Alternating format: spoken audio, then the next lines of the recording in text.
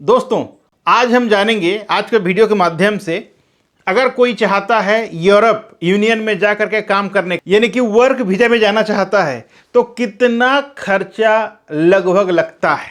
आप लोगों में से बहुत लोग यही क्वेश्चंस पूछते हैं और जाहिर सी बात है कि जब तक आपको पता नहीं चलेगा कितना खर्चा होगा तो आप प्लान कैसे कीजिएगा, सही है कि नहीं।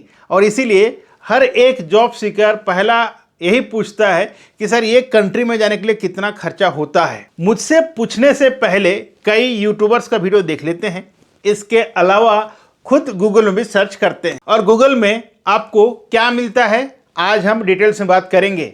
गूगल में क्या मेंशन रहता है, आपका दिमाग में क्या चलता है और आप क्या सोचते हैं और सच्चाई क्या होता है, सच में किसी भी देश में जाने के लिए कितना खर्चा होता है। इन तमाम चीज़ों के बारे में आज आपको मैं विस्तार से बताने वाला हूं। तो करना क्या है, वीडियो में आखिर तक बने रहना है। अच्छा लगे वीडियो तो लाइक करें, कमेंट करें, दोस्तों को शेयर करें। पहले बार चैनल पे हैं तो सब्सक्राइब कर लें। नमस्कार, मैं हूं अशोक कुमार साहू, करियर कोच, और आप देख अपना पसंदीदा यूट्यूब चैनल लावण्य ग्लोबल करियर प्लानर यूट्यूब पर। देखिए दोस्तों, कोई भी इंसान कहीं भी जाता है तो अगर कुछ खरीदता है तो सबसे पहले उसका प्राइस जानना पड़ता है, राइट, तभी जाके सामान खरीदता है।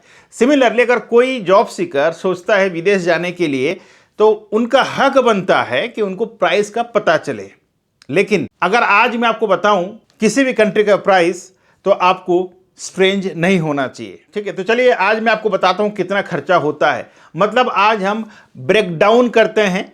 अगर आप मान ले जाए किसी एक कंट्री में जा रहे हैं यूरोप में वर्क वीजा में तो कितना खर्चा होगा।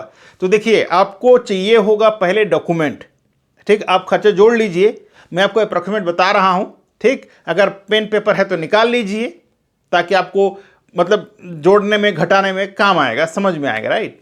तो पेन पेपर निकाल लीजिए। देखिए, सबसे पहले आपको अपना CV बनवाना है, कवर लेटर बनवाना है, सारे डॉक्यूमेंट का स्कैन करवाना है, PDF बना लेना है, राइट। अब समझ लिए कितना खर्चा होगा, क्योंकि कोई हैदराबाद से है, कोई बेंगलोर से, कोई दिल्ली से, कोई मुंबई से, कोई कोलकाता से है, कोई गांव से है।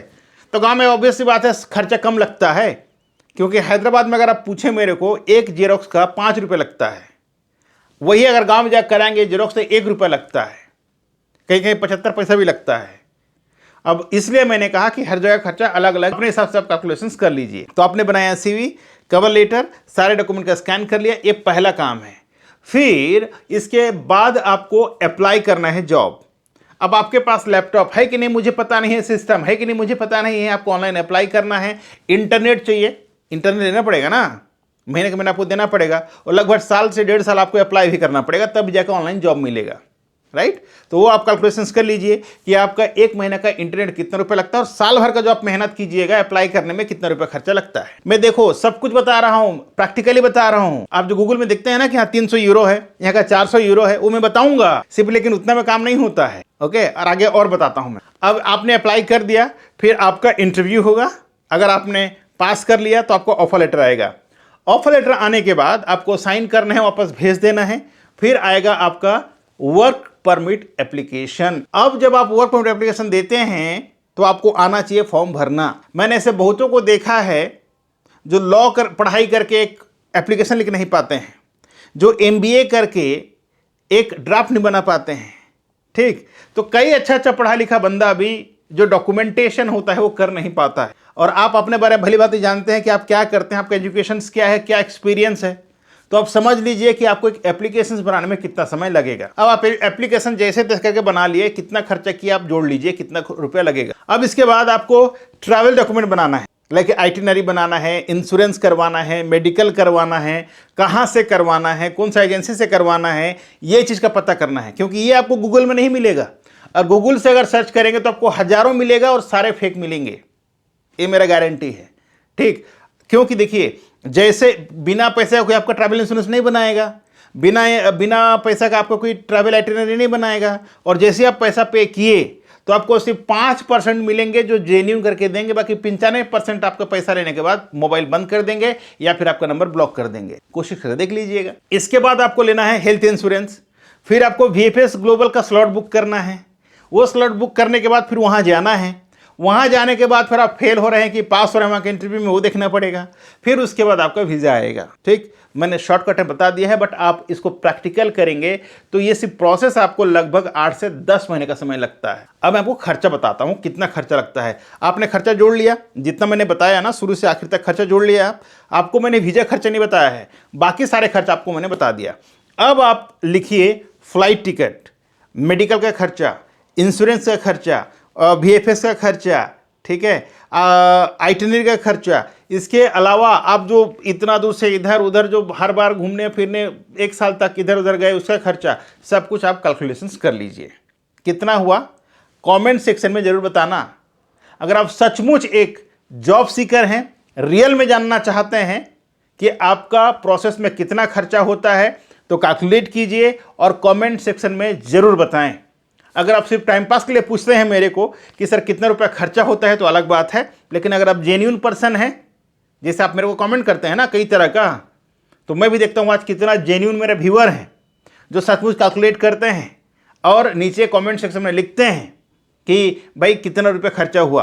करेक्ट, लिख के जरूर बताना। अब मैं बताता हूं, माल्टा के लिए अगर आप वीजा अप्लाई करते हैं तो स्टैंडर्ड वीजा का प्राइस होता है 150 यूरो, उतना ही लगता है, यानी कि लगभग 15,000 रुपए इंडियन रुपए में लगभग। और बात करें सिंगल वर्क परमिट का, तो 280 यूरो का खर्चा होता है, यानी कि 28,000 से 28,500 रुपये खर्चा होगा लगभग। ये माल्टा का वीजा कॉस्ट है।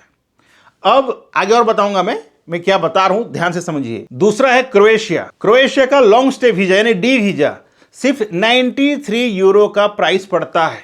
कितना? 93 यूरो, यानी 9,300 से लेके 9,400 रुपये। फिनलैंड की बात करें, अगर आप फिनलैंड जाते हैं वर्क परमिट में, तो लगता है 750 यूरो, यानी कि 75 से 78,000 इंडियन रुपी।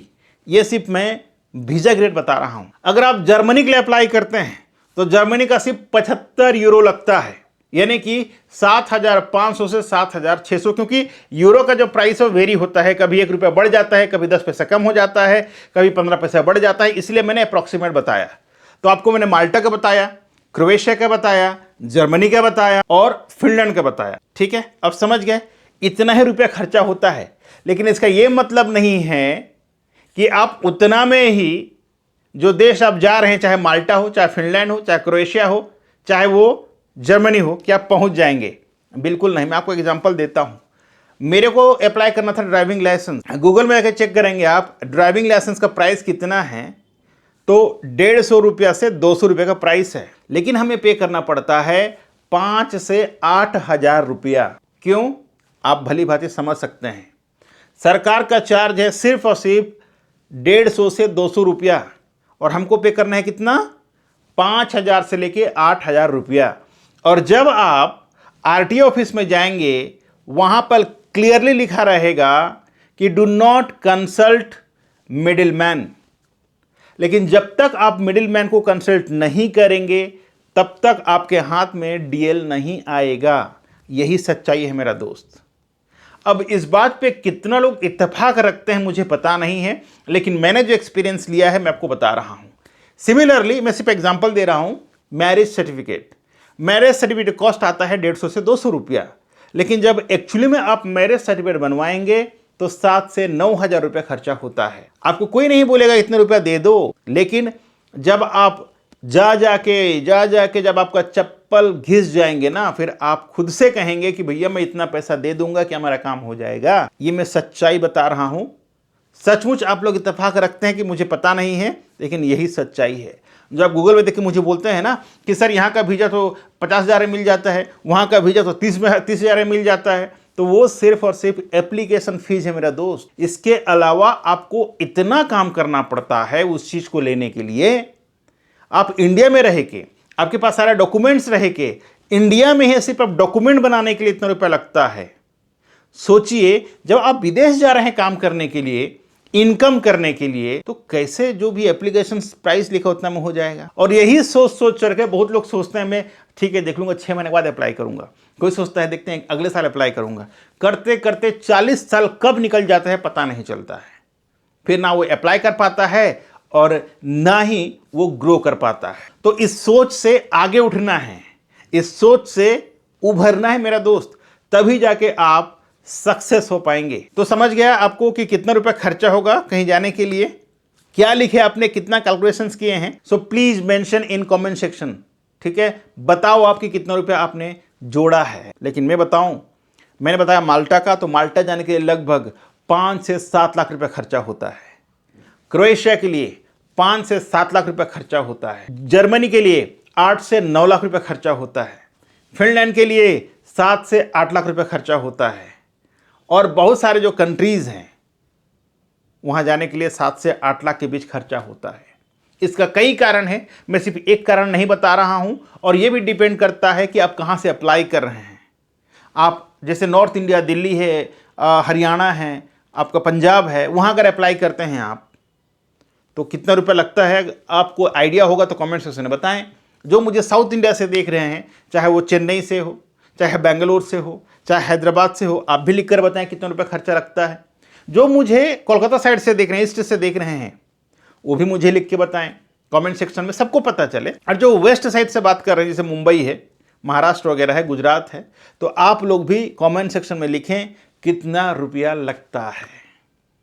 अरे पता तो चलेगा यार किधर कितना रुपया चल रहा है, ठीक। फिर आप डिसीजन लेना कि कैसे करना है। बाकी अगर आपको कोई भी कंफ्यूजन हो कोई भी कंट्री को लेकर के, तो यार ये जो नंबर दिख नंबर पे कॉल करें और आप अपना करियर काउंसलिंग स्लॉट मेरे साथ बुक करें, ताकि मैं पर्सनली आपको और भी डेप्थ में समझा सकूं।